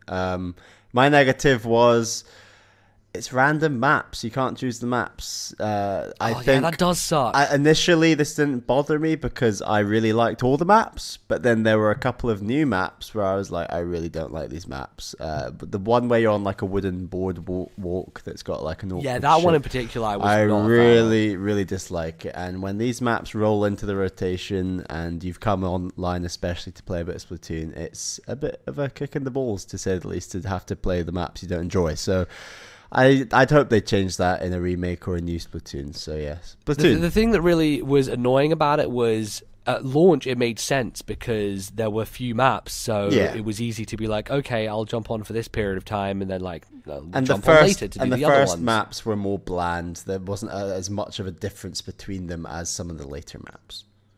Sure, but yeah, they really should have changed the way that maps were selected later down the line. When you have like 10 or 12, it's not good to come online and be like, oh, these are the first 2 maps that they released. Again, I've played millions of times, you know? Like, it kind of sucks. But there you go. Splatoon number 3. Bally, what's your number 2? My number 2 is Donkey Kong Country Tropical Freeze. I know, Emblem, that you've downloaded this game, and I'm really excited for when you eventually try it out. But this is my favorite 2D platformer of all time, I think. I absolutely adore this game, as many people will know. A favorite moment for me would have to be, there's a specific minecart level where you're going through this it's like a factory that like chops up wood, and you go through all these saws, and your minecart actually ends up going through one of the saws, and the saw chops your minecart up and turns it into a boat, and then DK jumps back into it as a boat, and then you start doing like a water element, and then later on the level it chops up the boat again and it goes back to a minecart, and like it's just quite a nice thematic thing that level does. And like the game's so good at mixing up the levels between the platforming elements and minecart levels and things like that, where you're sort of, there's like a barrel rocket levels and things like that I think work really well, combined with the fact that added water levels and some incredible boss fights. But that is also what I would say is my negative, is that some of the boss fights, as great as they are and grand as they are, and some of the music in the boss fights is fantastic, I think that they take too long because you have to do damage to the bosses on very specific moments that take ages to wait through the phases to defeat the bosses. I mean, it makes those bosses really hard, and that's maybe what Retro Studios were going for with this game, but it would have been nice if there were opportunities to make the boss fights a little shorter. That is my least favorite thing about the game, despite never having played it enough. I played a bit at your house, of course, and I was like, the fuck is up with this shit? You know, like it. I get it. I can already do phase 1 to 5, and I know phase 6 is the pain, but don't make me do them all again, please. Ugh, it's terrible. But you'll get there. You'll get there. MBZ, what is your number 2? My number 2 ballot. Oh, God, it was so hard to decide. My number 2 is Bayonetta 2. I thought it was tight. It's very close. This game is just a fucking tour de force. It is just a whirlwind of ridiculousness, and I think that's probably... I mean, you know, the thing that I was thinking is, like, is my favorite moment, like, when I actually played the demo for this, because it kind of, like, turned me around. Like, it made me care about this game and go and order it, like, when I'd never considered doing so before. You know, like, it absolutely just flipped the script, and I was like, Jesus. Never before have I gone, played a demo, and then instantly ordered a video game as quickly as I have with Bayonetta 2. And that first level is astonishing in so many ways. But I think the moment when you realize, okay, this is just keeping on going bigger and bigger and not stopping is, I think it's the end of chapter 4. It's this boss fight that you have where you're fighting and there is another fight between the two demons going on in the background behind you. And nice. Like over time, everything grows and grows, and there's like 3 phases, and it just becomes this most bombastic fucking orchestra of insanity. And I thought, wow, okay, they mean some fucking business. Like, not to mention that it runs an incredible smooth frame rate the entire time. It looks absolutely gorgeous. It is just a sight to behold. And it makes you feel like a genius, despite the fact that you may not be that good at character action games. I think a lot of the time when people are bad at these games, they just mash buttons and they can look like idiots and fools and bad at the game. But Bayonetta has this thing where it just, no matter what you're doing, you just look like this graceful fucking figure who's just annihilating everything in front of you, and you seem like you're this MLG pro when actually you're just like kind of hitting buttons and hoping things go all right, you know, like there's something incredibly empowering about that. So yeah, it's astonishing. I'd say my least favorite thing is probably the story elements, because it's nonsense and it's kind of really bad, and there are some bad characters in there which have horrible voice acting. But there's also there's some cutscene stuff which is, they're not actually cutscenes, they're just like still images with characters talking over the top of the still images, and it's weird because there are full-blown cutscenes as well. So it'll go from like a full-blown cutscene to suddenly there are these images and pictures with dialogue over the top, and then it goes back to the cutscene again. I don't know, it's a little bit disjointed sometimes, and maybe that's a budgetary thing. You know, this game wouldn't have existed without Nintendo fronting the bill for it. That happens in Fire Emblem, actually. They have sometimes those cutscenes where it's just a screen, and other times it's the full rendered in 3D models. It's a bit strange. Yeah, I assume that it must be like, hey, we had money this much to spend and we had to cut back, so that's what happened. But yeah, no, I'm so glad Nintendo paid for this game to exist, because fuck me, I wouldn't have played it otherwise. Well done, Nintendo. So there you go. Bali, it's time for the grand finale. What's your number one? So it's really tight between Donkey Kong Tropical Freeze and this game. But my number one has to be New Super Mario Brothers U. No, I'm just joking. I think I'm clearly. Obviously, Bali, all those good times where we made the platform. Yeah, I could see it in your eyes. It was clearly so going good. For New Super Mario Brothers U. I just loved that game. No, it was really tight. So good. It was tight between Tropical Freeze and my favorite game, I think, on Wii U. And this is in line with Jose Otero from Nintendo Voice Chat, actually. And that is Pikmin 3.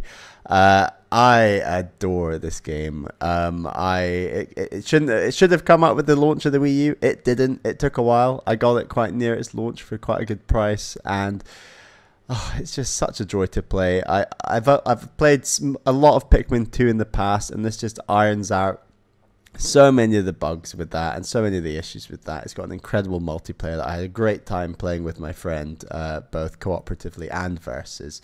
I think one of my favorite moments is some of the bosses. They are just they really ramp up in size and scale compared to Pikmin 2 in my mind.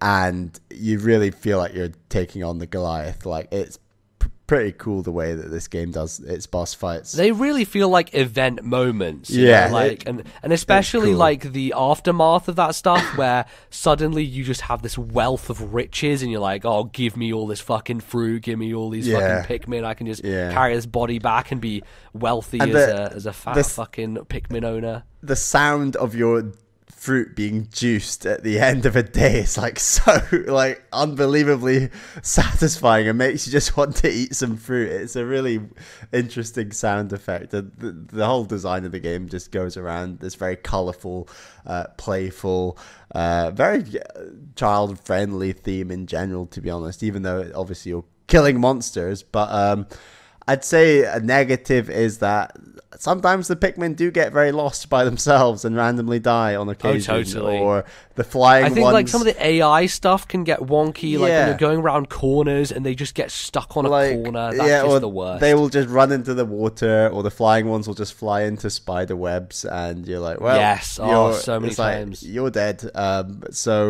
And maybe they did that almost on purpose as part of the game to make it a little more challenging. But you certainly lost handfuls of Pikmin here and there because of that. But that's part of Pikmin, is losing some of your army along the way. But I know you played this game earlier this year, MBZ. But Pikmin 3, I absolutely adored it.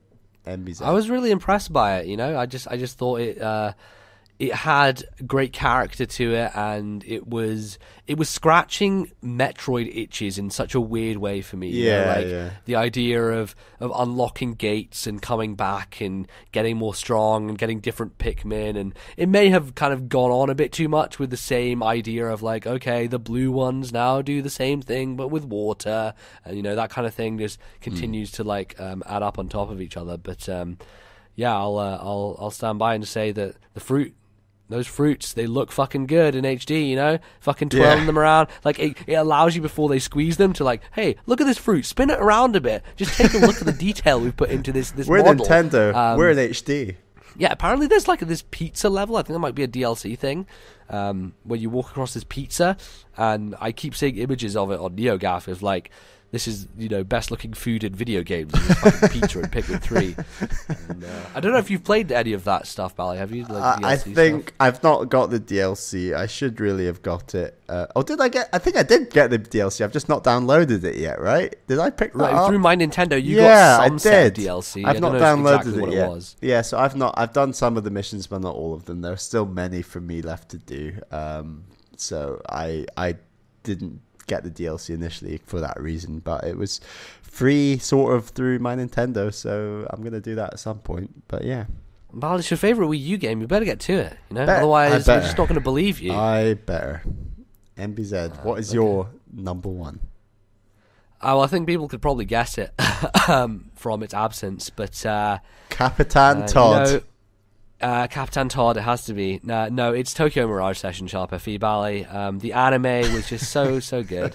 No, all right, let's cut to the chase. Bring here. It back. Of course, bring it back. Reel it in. Super Mario Maker Bally has to be the number one Wii U game. I was going back with Bayonetta 2, and I was thinking, oh god, like I really love Bayonetta 2. It's so good, but Mario Maker achieves the impossible, which is making me love 2D Mario. And I think that's a statement that needs to be... That is a really good argument. Stuck in stone.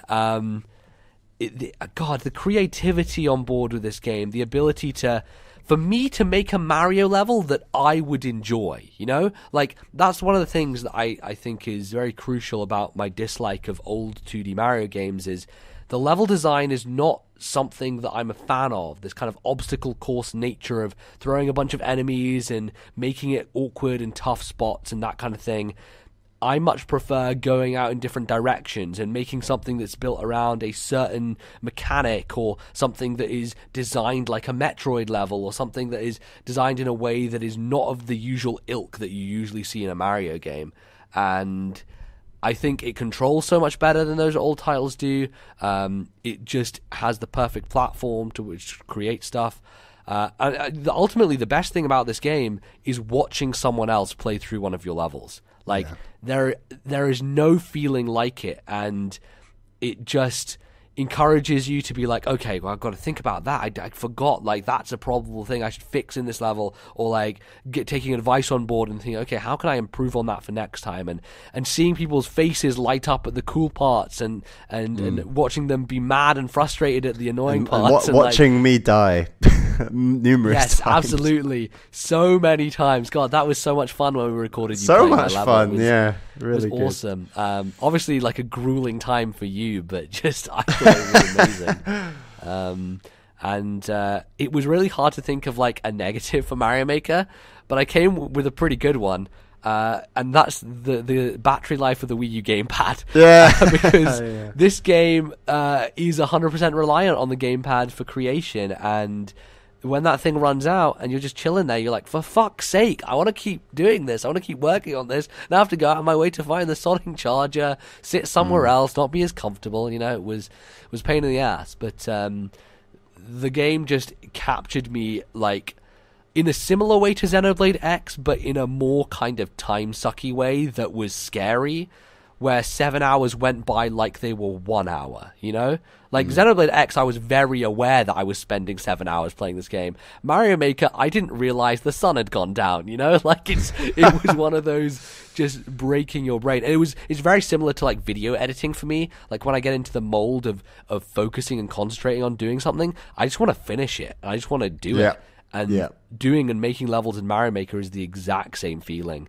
It really caught me in a way that I didn't expect. And it's a game that I still play to this day. I was working on a level last night.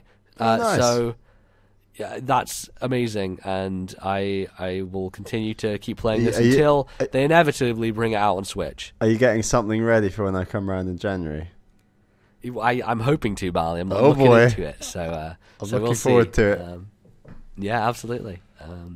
So there you go, Bally. Do you want to quickly run down your 5 again, and I'll run down my 5? Sure. So my top 5 were Guacamelee in number 5. Number 4 was 3D World. Number 3 was Splatoon. Number 2 was Donkey Kong Tropical Freeze. Number 1 was Pikmin 3. And mine were number 5, Nintendo Land. Number 4, Xenoblade Chronicles X. Number 3, Splatoon. Number 2, Bayonetta 2. And number 1, Super Mario Maker. And Bally, you wanted to do a thing where we kind of talked a little bit about some picks that we didn't get to put in here. We're running a bit short of time, but very, very quickly.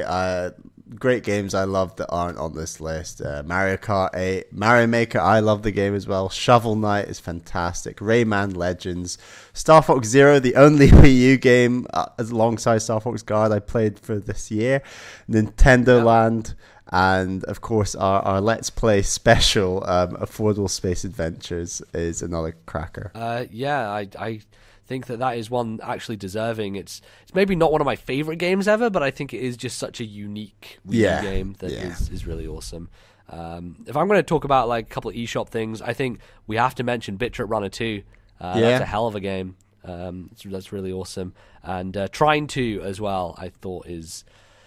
you can play it in many places, but I think like the Wii U version with the wizard drawing the boxes, I just found that a great time. I really enjoyed it. So Trine 2, absolutely up there. And you know what? The Tokyo Mirage Sessions rubbed me the wrong way after a long time, but I do think that game is still fun. I think it's a really good poppy, very anime RPG, but it definitely wasn't good enough to make the cut for the best games on Wii U. So there you have it, Bally. That pretty much closes us out for the segment, for the show. So before we go, let's plug ourselves, say video game things and all that stuff. Bally, where can people find you on the internet? People can find me at Ballyman91 on Twitter. That's BALLYMAN91. That is also my name on the Miiverse. I have a had a few new followers on Miiverse. That was very nice to see. So yeah, check very me out on good. there. Obviously, check out the podcast itself. If you are listening on iTunes, you might want to know that we have a YouTube channel with lots of great content, including Let's Plays. We got an interview. We got us from Gamescom 2016. And if you're listening to us on the YouTube channel and you're thinking, I'm sitting at my laptop at home, I want to listen to this out and about on the go, we are also on iTunes, so check out the podcast there. Check out This Nintendo Life, search it on either of those, and you'll find it. And of course, all of this comes under one umbrella on our Twitter account, which is at TNL Podcast. That's at TNL Podcasts. Make sure to check that out. MBZ, where can people find you? I am at Lordnbz on the Twitter sphere, Lordnbz as well. On Miiverse, I probably see some weird Dragon Quest 7 things popping up there, because the game has some unique shit. We also have an email address that you can send us some emails to. Bally, where can people find that? Please check us out and email us. We are ThisNintendoLife@gmail.com. That is ThisNintendoLife@gmail.com. Send us an email. Send us your thoughts, your questions, your comments. We read them all. Absolutely. And I think that is going to be it. Until next time, thank you all for listening. We'll see you soon. Some more video games, some more Nintendo, some more This Nintendo Life. Goodbye, everyone.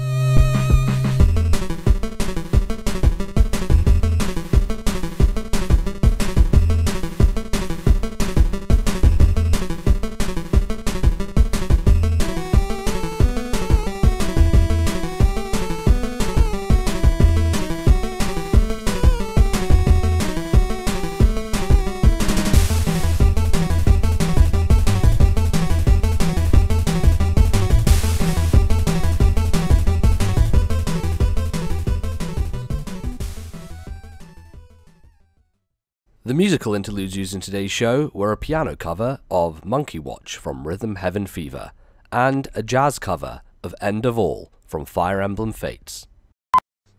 Imagine those guys in that lift combined with Stranger Things. Yeah, Jesus. 11! Oh, God. 11! 11! The fuck is she 11? P.S. Feel free to edit me out. Edit. Blah, blah, blah, I'm going to do blah, a clap and then you can edit that shit out. Yeah, please clap. Yeah. Yeah. Fuck's sake. And we'll see you in 2 weeks once MBZ has managed to edit the coughs out of his show. Oh, God. Fuck my life.